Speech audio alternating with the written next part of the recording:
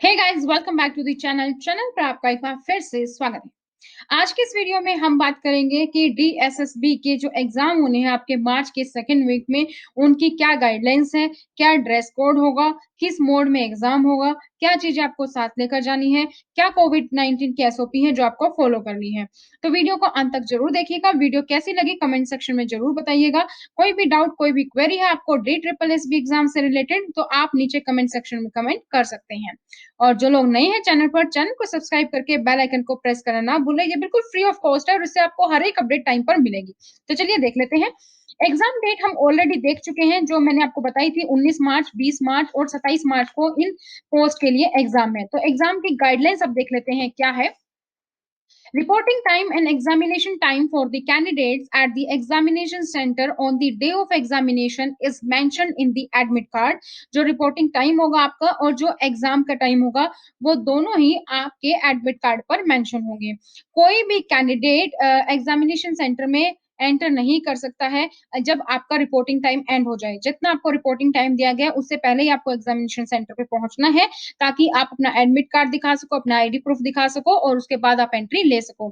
अगर आप reporting time से लेट हो जाते हो, किसी भी सर्कमस्टेंसेस में आपको अंदर एग्जामिनेशन सेंटर के अंदर एंट्री नहीं मिलेगी। सेकेंड है, no candidate will be allowed to enter the examination centre without admit card containing 3 page. 3 page का आपका एडमिट कार्ड होगा, वही आपको लेकर जाना है। और उसके साथ साथ आपको कोई भी आईडी प्रूफ लेकर जानी है, जो ओरिजिनल आपको लेकर जानी है। अगर ये दोनों चीज नहीं होगी तो आपको एग्जामिनेशन सेंटर में अलाउ नहीं किया जाएगा। तो 3 पेज का अपना एडमिट कार्ड और आईडी प्रूफ दोनों ही साथ लेके जाएं। नेक्स्ट है, candidates are required to bring their recent colour passport size photograph which is required to be pasted on first page. First page पर आपको एडमिट कार्ड के अपनी कलर्ड पासपोर्ट साइज फोटोग्राफ चिपकानी है, जो 4x6 की होगी। और half displaying only face, half display होना चाहिए उसमें। फेस आपका दिखना चाहिए, दोनों कान दिखने चाहिए, दोनों शोल्डर्स कंधे दिखने चाहिए। वो आपको पेस्टेड करनी है second page of admit card पे। ठीक है। And the same is to be handed over to the invigilator. और सेम आपको अपने इन्विजिलेटर जो होगा, एग्जामिनेशन जो ले रहा होगा, आफ्टर साइनिंग और थंब एक्सप्रेशन के बाद आपको वो इन्विजिलेटर को भी देनी है। Candidate should ensure second and third page of the admit card is handed over to the invigilator. जो 3 पेज का एडमिट कार्ड है, उसका सेकंड और थर्ड पेज आपको इन्विजिलेटर को देना है। Otherwise candidate himself will be responsible. जो भी कंसिक्वेंसेज होंगे, वो कैंडिडेट खुद ही रेस्पॉन्सिबल होगा। तो आपको सेकंड और थर्ड पेज भी जरूरी आपको इन्विजिलेटर को देना है।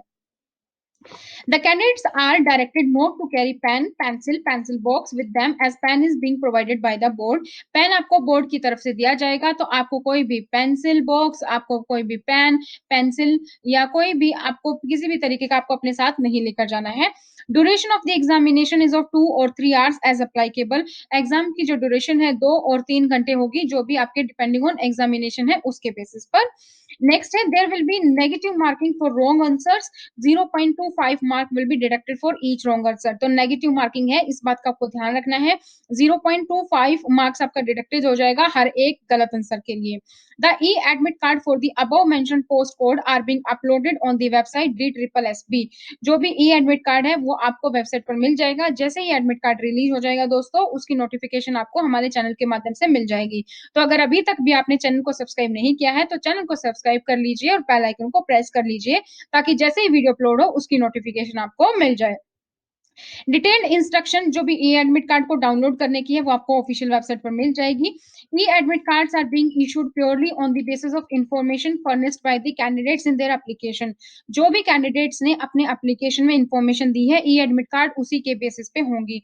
तो डीएसएसबी ने कोई भी इंफॉर्मेशन को वेरीफाइड नहीं किया है। तो अगर कोई भी अपीयरेंस एग्जामिनेशन में कोई भी अगर गलत है या कुछ भी है, तो वो क्लेम फॉर द पोस्ट, तो वो उस केस में पोस्ट के लिए क्लेम नहीं कर पाएगा, अगर कोई भी इंफॉर्मेशन आपने गलत दी है तो। Candidature will be treated as invalid ab initio in case he or she does not fulfill any eligibility criteria। अगर आप अपना eligibility criteria follow नहीं करते हैं, तो invalid माना जाएगा और ab initio माना जाएगा, आपका candidature null and void हो जाएगा। Candidate should satisfy himself or herself regarding the possession of the required qualification। Candidate को खुद ही देखना है कि वो अपनी सारी चीजें जो भी है, रिक्वायर्ड क्वालिफिकेशन, एज और असेंबली और बेनिफिट ऑफ रिजर्वेशन, वो सभी उसको मिले age of cut off date से पहले। Second and third page of the admit card will be taken back immediately after completion of examination by the invigilator. तो second और थर्ड पेज जो आपके एडमिट कार्ड का वो इन्विजिलेटर के द्वारा ले लिया जाएगा, आपको वो सबमिट करना है। तो और कैंडिडेट को फर्स्ट पेज जो अपना एडमिट कार्ड का है वो अपने साथ लेकर जाना है ताकि आपको बाद में अपना रिजल्ट चेक करने में आसानी रहे। किसी भी सर्कमस्टेंसेस में आप एग्जामिनेशन सेंटर को टाइम खत्म होने से पहले, चाहे आपका एग्जाम 2 घंटे का है तो 2 घंटे से पहले, 3 घंटे का तो 3 घंटे से पहले आप एग्जामिनेशन सेंटर को नहीं छोड़ सकते हो। The questions will be bilingual, Hindi और इंग्लिश में क्वेश्चंस होंगे, applicable except for the test of language section of the paper. The board reserve the right to reject the candidature of any eligible candidate. अगर आप किसी भी तरीके से eligible ineligible मिलते हो, इनएलिजिबल मिलते हो, कोई भी जो भी कंडीशन है वो आप फुलफिल नहीं करते हो, तो आपका कैंडिडेचर बोर्ड रिजेक्ट करने का उसको पूरा हक है। Candidature of the candidate in respect of the written examination is entirely provisional and subject to the outcome of any direction, decision, order, pronouncement of any court of law or issue of admit card, appearance of examiner does not entail him any claim for the post. जो आप जो written examination कर रहे हो वो आपको इस बात की गारंटी नहीं देता है कि आप पोस्ट के लिए एलिजिबल हो, आपको पोस्ट मिल गई है। जो भी एग्जामिनेशन सेंटर में जो आप एग्जाम दोगे उसके रिजल्ट के बेसिस पर ही आपको पोस्ट मिलेगी। Guidelines for conducting written examination for person with disable will be followed as the instruction issued by the ministry of social justice and empowerment. जो भी डिपार्टमेंट ऑफ डिसेबिलिटी अफेयर्स है, ministry of social justice और empowerment है, उनके according जो भी guidelines है वही गाइडलाइंस फॉलो करनी होगी अगर आप पर्सन विद डिसेबिलिटी है तो। अब देख लेते हैं इंस्ट्रक्शंस क्या हैं कैंडिडेट्स को जो फॉलो करनी है कोविड-19 की नॉर्म्स के अकॉर्डिंग। तो candidates are directed to follow the SOP issued by MOHFW on preventions measure. Candidates को डायरेक्ट किया जाता है कि उनको सभी की सभी जो भी एसओपी है वो फॉलो करनी है। वो एसओपी क्या है? प्रैक्टिस करना है फिजिकल डिस्टेंस, आपको सोशल डिस्टेंसिंग बना के रखनी है कम से कम 6 फीट की दूरी एज़ फार एज़ पॉसिबल, और मैंडेटरी है आप अपना फेस कवर यूज़ करो और मास्क लगाओ। Use of alcohol based hand sanitizer at least 20 second तक आप अपने हाथों को अच्छे से सैनिटाइज़ करो, और जहाँ पर भी फिज़िबल हो, जहाँ पर भी एप्लीकेबल हो, वहाँ पे आप अपने हाथों को सैनिटाइज़ करते रहें। Strictly follow respiratory etiquettes, this involves strict practice of covering one's mouth. आप जब भी जो रेस्पिरेटरी एटिकेट्स हैं वो आपको फॉलो करने हैं, यानी कि जब भी आपको छींक आए तो आप नाक और मुँह को आप ढक लीजिए। जब भी आपको कफिंग या स्नीज़िंग होती है तो आप कोई टिश्यू पेपर या हैंकरचीफ या एफिक्स्ड एल्बो से वो आप ढक लीजिए। Self monitor health by all and reporting any illness at the earliest. आपको अपनी हेल्थ का ध्यान रखना है और कोई भी इलनेस आपको लगती है तो आपको वो फटाफट से अर्लीस्ट रिपोर्टिंग उसी टाइम पे आपको वो जो भी इन्विजिलेटर होगा या बाहर आप एडमिट कार्ड दिखा रहे हैं तो वहाँ पे आपको रिपोर्ट कर देना, वहाँ पे आपको बता देना है। Spitting shall be strictly prohibited, कहीं पर भी थूकना बिल्कुल मना है। इंपॉर्टेंट इंस्ट्रक्शंस जो एग्जाम के लिए एडवाइजरी है रिगार्डिंग कोविड-19 की, वो आपके एडमिट कार्ड में भी मेंशन होंगी। आपको अपना एडमिट कार्ड डाउनलोड कर लेना है और इंस्ट्रक्शंस आपको ध्यान से पढ़नी है और वो सारी आपको फॉलो करनी है। Prohibited item for online exam, आपका कंप्यूटर बेस्ड टेस्ट होगा, ऊपर भी लिखा है ऑनलाइन बेस्ड। तो कौन-कौन से आइटम है जो आपको नहीं लेकर जाने हैं? Not allowed to carry the following items inside the examination. तो आपको कोई भी स्टेशनरी आइटम जैसे कि टेक्सचुअल कोई भी प्रिंटेड मटेरियल है, कोई भी रिटन मटेरियल है वो आपको नहीं लेकर जाना है। कोई भी papers, geometry, pencil box, plastic pouch, calculator, pen scale, writing pad, pen drive, eraser, calculator, log table, electronic pen, scanner आदि ये आपको नहीं लेकर जाने हैं। कोई भी कम्युनिकेशन डिवाइस जैसे कि Bluetooth, mobile phone, earphone, microphone, pager, health band ये भी आपको नहीं लेकर जाने हैं। अदर आइटम्स जैसे कि आपका wallet, goggles, handbags, belt, cap ये भी आपको नहीं लेके जाने हैं। कोई भी ऑर्नामेंट जैसे रिंग है, इयररिंग्स है, नोज़ पिन है, chain, necklace, pendant, badge, brooch ये आपको नहीं कैरी करने हैं। कोई भी वॉच, रिस्ट वॉच हुई, ब्रेसलेट, कैमरा ये भी आपको नहीं कैरी करना है। कोई भी मेटालिक आइटम आपको नहीं लेकर जाना है। कोई भी खाने का आइटम चाहे वो पैक हो, चाहे वो खुला हो, वाटर बॉटल हो, ये सब आपको नहीं लेकर जाने हैं। कोई भी अदर आइटम जो भी किसी भी तरीके से अनफेयर मीन्स के लिए यूज़ हो सकता है, किसी भी कम्युनिकेशन डिवाइसेज़ के लिए लाइक कैमरा, ब्लूटूथ डिवाइस वो भी आपको नहीं लेकर जाना है। 1 सेकंड।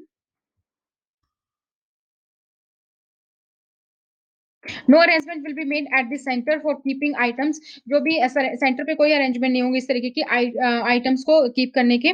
तो आप या तो कोई जो रिलेटिव जा रहा है उसको ये सारी चीज़ें देके जाएँ या कोशिश हो तो नहीं लेके जाएँ। In case of any candidate is found in possession of any of the aforesaid prohibited item inside the centre, it will be considered as use of unfair means. तो अगर आपके अकॉर्डिंग आपको कोई भी चीज़ इसमें मिलती है तो आपको अनफेयर मीन्स के अकॉर्डिंग आपको कंसिडर किया जाएगा और आपके ऊपर एक्शन लिया जा सकता है। अब बात देख लेते हैं ड्रेस कोड की। तो candidate candidates are instructed to follow the following dress code. Dress code आपको लाइट क्लोथ्स पहन के जाने हैं, हाफ स्लीव्स के साथ। कोई भी बिग बटन्स नहीं होने चाहिए उसके पास, कोई ब्रोच, कोई बैज नहीं होना चाहिए, फ्लावर्स नहीं होना चाहिए, विद सलवार या ट्राउज़र के साथ होना चाहिए। Slipper sandals with low heels, shoes are not allowed. तो ये आपका ड्रेस कोड भी है और सारी इंस्ट्रक्शंस हमने यहाँ पर डिस्कस कर ली हैं। आई होप वीडियो आपको पसंद आई होगी। इसी तरीके के हर एक एग्ज़ाम से रिलेटेड अपडेट्स पाने के लिए DSSB, CTET, KVS, NVS, STET, MPTET, REET, HTET सभी तरीके के एग्ज़ाम्स के अपडेट पाने के लिए चैनल को सब्सक्राइब कर लीजिए और बेल आइकन को प्रेस करना ना भूलें। तो मिलते हैं आपसे नई वीडियो में नई नॉलेज के साथ। तब तक thank you so much. Bye bye. Take care.